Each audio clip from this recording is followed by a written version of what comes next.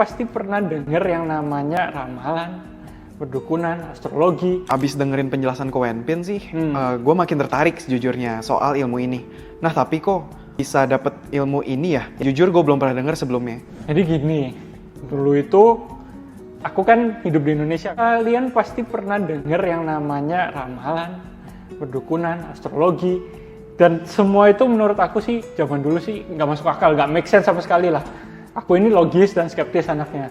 Apa sih, kok orang bisa tahu masa depan, orang bisa bikin prediksi dan lain-lain. Itu mungkin cuman suatu seni kayak sulap gitulah. Menurutku dulu begitu. Akhirnya aku kuliah di Tiongkok. Jadi aku dapat beasiswa, scholarship, kuliah di sana. Sama sekali aku tidak pernah pengen mendekatkan diri ke dunia seperti ini. Sampai satu ketika aku pergi ke satu daerah nih. Jadi di atas gunung gitu ada kuil. Ya karena untuk berdoa dan lain-lain, aku ke sana ketemu sama orang yang sedang duduk kayak duduk di lantai. Terus habis itu ada kain kuning besar. Dia duduk dan sedang ngobrol sama orang lain.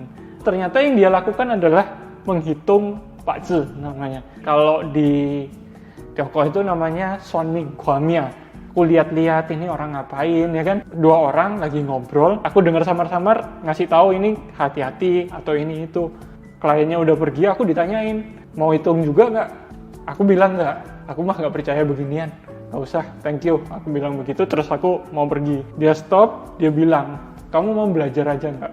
Aku lihat kamu ini anaknya logis. Dan ini ilmu logis. Kalau kamu mau belajar, berkenan belajar, ya kamu tinggal beberapa hari di sini. Mau baca ini buku dulu. Dia kasih buku segini tebelnya. Buku udah usang, ya kan?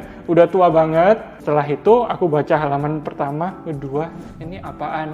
Kayak buku matematika gitu. Jadi ada rumus hitungan, ada ya segala macem lah.